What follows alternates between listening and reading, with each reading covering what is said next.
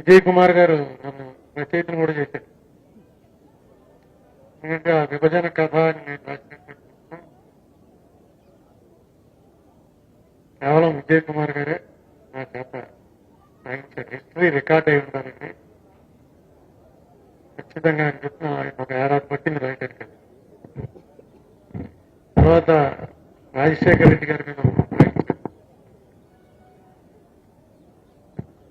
మరి ఎంతమంది చదివారో నాకైతే ఆ లెక్క తెలియదు, కానీ మొన్న చెక్కు పంపించారు. నేను ఆశ్చర్యపోయాను. నాకు చెక్కు వచ్చింది, ఎక్కడి నుంచి వచ్చిందంటే ఎన్ఎస్కో నుంచి అన్నాడు. నా ఊహలకు అందనంత అమౌంట్ అది. ఎందుకంటే నాకు పంపించారు అడిగితే ఈ బుక్కి రాయల్టీ వచ్చింది, రాయల్టీ పంపిస్తున్నారు. ఈ రాయల్టీ ఏమిటో గొడవ నిజంగా నాకు తెలియదు. నిజంగా ఇంకా చదువుతున్నారా నేను రాసిన బుక్ ఏదైనా రెఫరెన్స్ ఎవరన్నా తీసుకుంటారు, కానీ విభజన సంగతే మర్చిపోయాం. లోపల లోపల ఏడుకున్నా పైకి అందరం మర్చిపోయినట్టుగానే తిరుగుతున్నాం. దాన్ని కూడా ఎవరన్నా మాట్లాడినా వినటానికి కూడా ఎవరో పెద్ద ఇష్టపడలేదు. నేను వేసిన పిటిషన్ అలాగే సుప్రీంకోర్టులో ఉంది. దాంట్లో సహకరించమని రాష్ట్ర ప్రభుత్వాలను అడిగినా పెద్ద పట్టించుకోలే. జగన్మోహన్ రెడ్డి సీఎంగా ఉండగా రాజశేఖర రెడ్డి కొడుకు కాబట్టి, నేను రాజశేఖర రెడ్డికి దగ్గర వాడిని కాబట్టి ఆయన వచ్చి ఒక ఎఫిడేవిట్ చేసి సపోర్ట్ చేశాడు. మళ్ళీ ఇప్పుడు ప్రభుత్వాన్ని అడిగాను. ఇదంతా ఎందుకు చెప్తున్నానంటే, విషయాన్నే పట్టించుకొని విభజన కథ అని నేను రాసిన బుక్ని ఇంకా జనం కొంటున్నారు, చదువుతున్నారంటే బుక్ ఎక్కడికి పోలేదు. పుస్తకమే నెట్లో ఎన్ని వచ్చినా నాలాంటి వాళ్ళు ముసలాళ్ళు అయిపోతే ఇలా అనుకుని చదువుకోవడానికి నెట్ బాగుంటుందేమో, కానీ కళ్ళు సరిగ్గా పనిచేస్తున్న వాడికి ఇప్పుడు కూడా బుక్ రికార్డ్ అయినంతగా నెట్లో రికార్డ్ అవుతుంది. అట్లీస్ట్ మన జనరేషన్, నాకన్నా ఒక 20 ఏళ్ళు చిన్నాళ్ళు, 25 ఏళ్ళు చిన్నాళ్ళకి కూడా బుక్ వస్తాయి. ఇలాంటివి చూసినప్పుడు పేపర్లో నిన్న మొన్న అక్కడ చూశాను. ఆ జనం ఆ వీడియోలో చూపించారు, టీవీ న్యూస్ లో. ఆ జనం చూస్తుంటే ఏదో వైకుంఠ ఏకాదశి వెంకటేశ్వర స్వామి గుడికి వెళ్ళినట్టుగా విజయవాడలో పుస్తక ప్రదర్శనలో జనం తొక్కిసలాటగా ఉందంటే ఎంత ఆనందం ఇస్తుందంటే, ఇంతమంది జనంలో ఇంకా ఒక బుక్ ఎగ్జిబిషన్ జరుగుతుందంటే అక్కడికి వెళ్దాం, ఏమేమి బుక్స్ ఉన్నాయో చూద్దాం అన్న ఆలోచన బతికించి ఉంచినందుకు నిర్వాహకులకి, సావనీయకుండా ఉంచినందుకు మీకు అందరికీ ధన్యవాదాలు తెలపాలి. నేను ప్రతిసారి వస్తున్నాను. లాస్ట్ ఇయర్ ఒకసారి మిస్ అయ్యాను. ఈ వాకింగ్కి మాత్రం నేను ప్రతిసారి వస్తున్నాను. ఇవాళ స్పెషల్ ఇదేంటంటే మండలి వెంకటకృష్ణారావు గారి శత జయంతి అన్నారు. ఇప్పుడు జనరేషన్ వాళ్ళకి తెలియకపోవచ్చు, కానీ మండలి వెంకటకృష్ణారావు గారితో కలిసి పనిచేసే అదృష్టం, అప్పుడు బాగా కుర్రాళ్ళైనా ఆయనతో కలిసి పనిచేసే అదృష్టం మాకు లభించింది. వాళ్ళంతా జనరేషన్ వేరు. వాళ్ళ జనరేషన్ లో సింపుల్ గా ఉండటం అనేది రాజకీయాల్లో కొనసాగడానికి అవసరం. త్యాగం అనేది రాజకీయాల్లో నిలబడడానికి కావాల్సిన మెయిన్ ఇంగ్రీడియంట్. ఆ రోజులకు సంబంధించినటువంటి నాయకులు వాళ్ళు.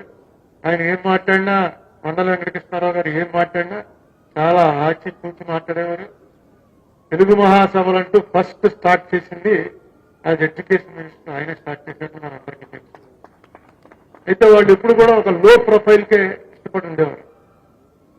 ఇప్పుడైతే ఫ్లెక్సీలు వేసుకుని ఇంకోటి వేసుకుని గొడవ చేసి వస్తున్నాడంటేనే బాణసంచ కాల్చి పోలీసులు ముందు అక్కడ ఎవరు లేకపోయినా సరే ఉన్నట్టుగా కర్రలు అవి ఇచ్చేసి అట్రాక్షన్. ఆ రోజుల్లో అది లేదు. మండల కృష్ణారావు గారు వచ్చారంటే ఆయన ఎవరైనా స్టేషన్కి వచ్చి రిసీవ్ చేసుకోవడానికి మళ్ళీ పెట్టెట్టుకుని ఒక్కరూ దిగలేక ఎవరన్నా కబురెట్టాలి తప్ప వాళ్ళు ఏం పెద్ద ఫీల్ అయ్యేవారు కాదు. యాజ్ మినిస్టర్స్ గా కూడా వాళ్ళని చూసాం, కానీ ఎప్పుడు ఈ ఆర్భాటంతో ఇప్పుడు చూడలేదు.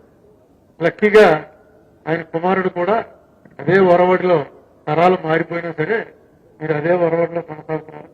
అది చాలా అభినందనీయమైనటువంటి విషయం. మండల వెంకటకృష్ణారావు గారు లాంటి వాళ్ళని వేళ ఈ బుక్ ఎగ్జిబిషన్ లో గుర్తు చేసుకునేటువంటి అవకాశం కలిగించినట్టు నిర్వాహకులకి మరొకసారి ధన్యవాదాలు తెలియజేస్తూ, రాబోయే రోజుల్లో పుస్తక ప్రేమికులు మరింతగా పెరుగుతారు. సిసోడియా గారు చెప్పినట్టుగా పుస్తక ప్రేమికులు పెరుగుతుంటేనే దేశంలో విజ్ఞానం పెరుగుతుంది. దేశంలో విజ్ఞానం పెరగవలసినటువంటి అవసరం ఉంది. నేను ఇక్కడే సిసోడియా గారు ఒక రోజు అష్టావక్ర గీతని కోట్ చేస్తే, నేను అప్పటి వరకు అష్టావక్ర గీత చదవలేదు.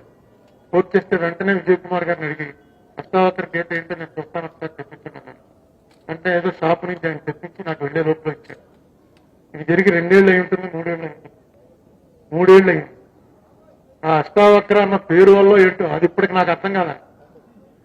అంటే అందులో ఎంత కాంప్లికేటెడ్ అంటే, అందుకే భగవద్గీత ఎందుకు హిట్ అయిందంటే భగవద్గీత చాలా సింపుల్ గా ఉంటుంది. అష్టావక్ర గీత అనేది విద్వాంసులకి, విజ్ఞానులకి, ఒక జిడ్డు కృష్ణమూర్తి గారి మాటలు వింటుంటే అనిపిస్తుంది కొంచెం ఏమన్నా ఈయన అష్టావక్ర గీతను ఫాలో అవుతున్నాడేమో. అలాంటి నాలెడ్జ్ ఈ బుక్ ఎగ్జిబిషన్ కి వచ్చాను కాబట్టి అష్టావక్ర గీతని ఇంకా చదువుతున్నాను. ఖచ్చితంగా వెళ్ళిపోయేలోగా అర్థమవుతుంది. నాకు కొంచెం టైం పడుతుంది, ఎందుకంటే లేట్ గా మొదలెట్టాం కాబట్టి. అలాగే కొత్త కొత్త ఇన్వెన్షన్స్, కొత్త కొత్త ఆలోచనలు రావాలంటే కొత్త కొత్త బుక్కులు చదవాలి. చదవాలంటే మామూలుగా మనం వెళ్ళి బుక్ స్టాల్లో బుక్ కొనుక్కునేటువంటి పద్ధతి అది కొంచెం తగ్గింది. ఏదో స్కూల్ పుస్తకాలు అవి తప్ప ఇలాంటి పుస్తకాలు కొనే పద్ధతి. ఇలాంటి బుక్ ఎగ్జిబిషన్ జరిగినప్పుడే మనలో ఉన్న నిజమైన ఆసక్తి బయటకు వస్తుంది.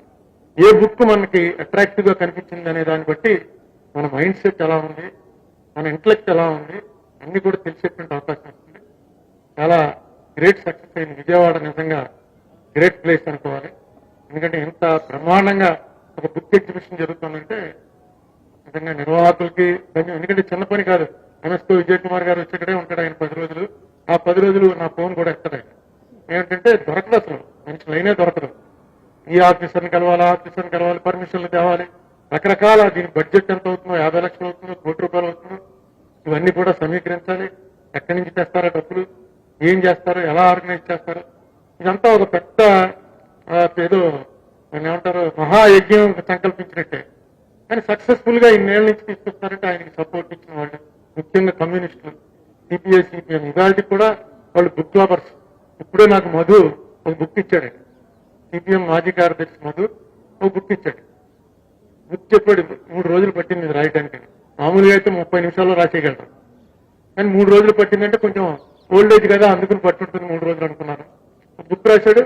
అది అమ్మకానికి కాదు, అది ఖచ్చితంగా మన వాళ్ళందరూ చదవాల్సిన బుక్ అని ఇచ్చాడు. బుక్ లో ఒకసారి బుక్ చేతిలో పెట్టాక అది ఖచ్చితంగా దాన్ని చదవకుండా పక్కన పారేయలేము. చదివిన తర్వాత ఎంతో కొంత మార్పు మనలో వస్తుంది. లైన్ ఆఫ్ థింకింగ్ లో ఏది కరెక్ట్ ఏది కాదనే ఆలోచన పుడుతుంది. ఇది నా అనుభవం కొద్ది చెప్తాను. ఏదేమైనా ఈవేళ నాకు ఈ అవకాశం ఇచ్చారు. తర్వాత విజయ్ కుమార్ గారు ఏదో నా చేత ఇంకా రాయిస్తానంటున్నారు. ఈ వయసులో నేను రాయగలను. మీరే కొంచెం ఆలోచించి అటువంటి నిర్ణయాలు తీసుకుని మళ్ళీ నా వెనకాల తరుగుపోతు పెట్టకుండా, ఎందుకంటే విభజన కథ రాయడానికి అలాగే నా వెనకాల తరుగుపోతు పెట్టారు ఆయన. అలాంటి తరుగుపోతు పెట్టకుండా నన్ను క్షమిస్తే మంచిది. ఇలాంటి ఎగ్జిబిషన్లు ఎప్పుడు పెట్టినా, మీరు ఏ ఊర్లో పెట్టినా అన్నిటికీ నేను అటెండ్ అవుతాను. మీరు పిలవకపోయినా తెలుసుకుని అటెండ్ అవుతాను. ఎందుకంటే మా రాజమండ్రిలో పెట్టరు. మీరు ఎన్నోసార్లు చెప్పాను రాజమండ్రిలో కూడా పెట్టండి అని. అంటే రాజమండ్రిలో పెట్టాలంటే కొంచెం బడ్జెట్ కన్స్టెంట్స్ ఉంటాయి. నేను చెప్తాను, మీకు ఎప్పుడో చెప్తాను కదా అని 6 ఏళ్ళ నుంచి చెప్తున్నారు, కానీ ఇప్పటివరకు చెప్పలేదు. అది రాజమండ్రిలో కూడా పూర్వం ఎప్పుడో పెట్టినట్టు గుర్తు నాకు. టౌన్ హాల్లోనో విక్రమహాల్ దగ్గర ఒకసారి పెట్టారు, కానీ ఇంత లార్జ్ స్కేల్లో పెట్టలేదు, చిన్నది పెట్టారు. ఏదైనా దీన్ని కొంచెం విస్తృతపరచండి. విశాఖపట్నం, రాజమండ్రిలో, ఇంకా మిగతా సిటీస్ మనకి ఏమున్నాయో ఆ సిటీస్ లో కూడా పెట్టవలసిన అవసరం ఉందని నేను భావిస్తాను. ఏదేమైనా ఇది నాకు మంచి అనుభూతి.